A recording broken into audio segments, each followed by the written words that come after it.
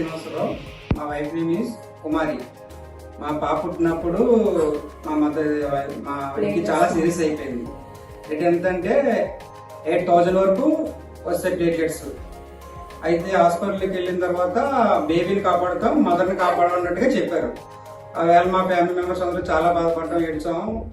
కానీ ఏదో విధంగా ఇదిలా మా పాప పుట్టింది. మా వైఫ్ కూడా సేవ్ అయింది ఆ రోజుని. అయితే సెకండ్ వచ్చేసరికి మీకు ప్రెగ్నెన్సీ ప్లాన్ పెట్టుకోకండి, చాలా రిస్క్ అయిపోతుంది, ప్రాణాలకి ముప్పు అని చెప్పేసి అన్నారు.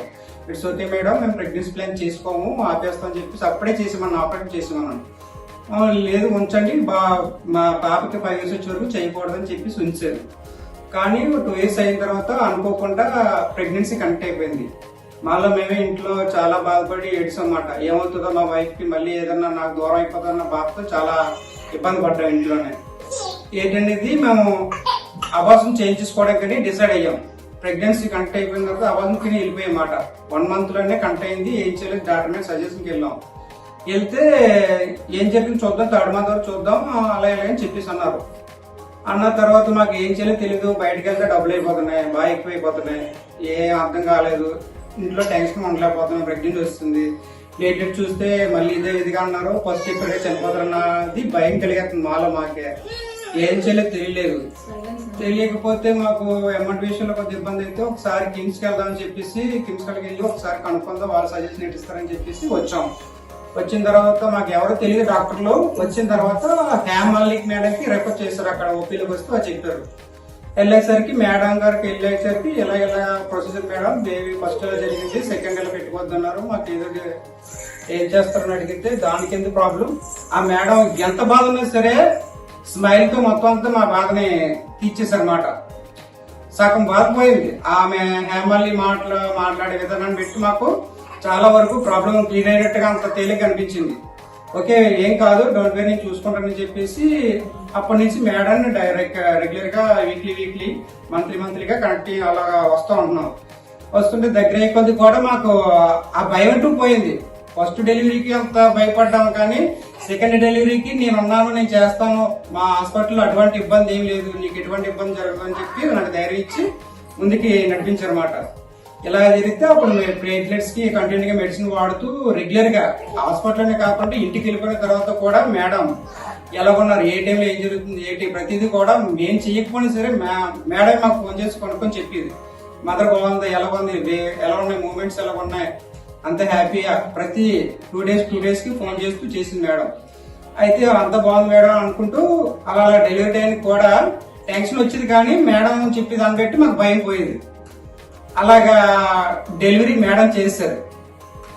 ప్రాబ్లమ్స్ ఎన్ని వచ్చినా సరే డెలివరీ చేసి బేబీని మాకు బాగా పుట్టాడు. మాకు అంత హ్యాపీగా ఉంది. మేడం అయితే మాత్రం కిమ్స్ కడలో హేమల్లి అయితే వెరీ ఆమె నవ్వుతోటే చాలా రోగాల్ని సగంలో క్లియర్ చేస్తామాట. ఎందుకంటే చాలా ప్రాబ్లమ్స్ వచ్చాయి మేడం దగ్గరికి. ఎందుకంటే ఫస్ట్ డెలివరీకి సిచ్యువేషన్ సీరియస్ అయిపోయింది. సెకండ్ డెలివరీకి అవ్వాల్సిన వచ్చి మేడం దగ్గర రాబోతుకి పర్లేదు, మేడం చూసి నా మాటల విధానం పెట్టి ఆయన నవ్వుతూ చెప్పే విధానం పెట్టి బాధ తగ్గిపోయింది అనమాట. నాకు కిమ్స్ లో నాకు పర్లేదు, ధైర్యం ఉంది, అమౌంట్ కూడా పర్లేదు, కార్డులో నాకు ఎంత ఇదిగా ఉందని చెప్పేసి చాలా హ్యాపీగా ఫీల్ అనమాట. ఫీల్ అయ్యే బాబు నాకు బాబు పుట్టాడు, మేడంకి థ్యాంక్స్ చెప్పుకున్నాం. సేఫ్ గా ఇద్దరు మదర్ అండ్ బేబీ ఇద్దరు సేవ్ అయ్యారు అనమాట. కిమ్స్ కడలకి హేమల్లి గారు very thank you sir. Good morning, నేను doctor Hemamalini, high risk pregnancy consultant, KIMS cuddles, Vizag. ఇప్పుడు మీరు చూసిన మదర్ మిసెస్ ఎం కుమారి. మా హాస్పిటల్ కి 6 months అప్పుడు వచ్చారు. Previous caesarean section. తనకి ఐటీపీ అని ఒక బ్లడ్ రిలేటెడ్ డిజార్డర్ ఉంది. ఐటీపీ అంటే మన బాడీలో ఉన్న ఆటో యాంటీబాడీస్ వల్ల ప్లేట్లెట్ కౌంట్ బాగా పడిపోతూ ఉంటుంది. సో ప్లేట్లెట్ కౌంట్ పడిపోవడం వల్ల డెలివరీ టైంలో బ్లీడింగ్ అయ్యి ఒక్కొక్కసారి ప్లేట్లెట్స్ ఎక్కించాల్సిన అవసరం, రిస్క్ ఎక్కువైతే రిస్ట్రిక్ట్ చేయాల్సిన అవసరం కూడా ఉంటుంది. తిన first pregnancy delivery government hospital అయినప్పుడు it was a very high risk condition.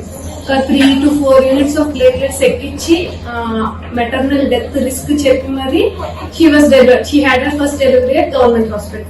So మన దగ్గరికి 6th month లో వచ్చారు. వచ్చినప్పటికీ తన ప్లేట్లెట్ కౌంట్ 40,000. మనం ఇక్కడ మదర్ ని ఫుల్ గా ఎగ్జామిన్ చేసి స్టెరాయిడ్స్ పెట్టి రెగ్యులర్ గా ప్లేట్లెట్ కౌంట్ మానిటర్ చేసుకుంటూ 37 వీక్స్ వచ్చిన తర్వాత అంటే బేబీ మెచ్యూరిటీ కంప్లీట్ అయిన తర్వాత ప్లేట్లెట్స్ రెడీ పెట్టుకొని 1 యూనిట్ ప్లేట్లెట్ ట్రాన్స్ఫ్యూజ్ చేసి ప్లాంట్ గా సిజేరియన్ సెక్షన్ చేసుకున్నాము. Baby bye 3.5 kg. Post delivery కూడా ఒక 1 or 2 days ప్లేట్లెట్ కౌంట్స్ తగ్గి తర్వాత ప్లేట్లెట్ కౌంట్స్ ఇంప్రూవ్ అయ్యాయి మదర్ కి. She has been under regular follow. ఇప్పుడు స్లోగా ఆఫ్టర్ డెలివరీ స్టెరాయిడ్ డోస్ కూడా ట్యాపర్ చేసి ఇప్పుడు ప్లేట్లెట్ కౌంట్ బాగుంది, మదర్ బాగున్నారు, బేబీ బాగున్నారు. సో ఐటీపీ లాంటి హై రిస్క్ కండిషన్స్ డీల్ చేయడానికి ఎప్పుడు మంచి ఎక్విప్డ్ సెంటర్, మంచి టెర్షరీ కేర్ సెంటర్ లో డెలివరీ అవ్వాలి. ఐటీపీ ఉన్నంత మాత్రాన కంగారు పడాల్సిన అవసరం లేదు.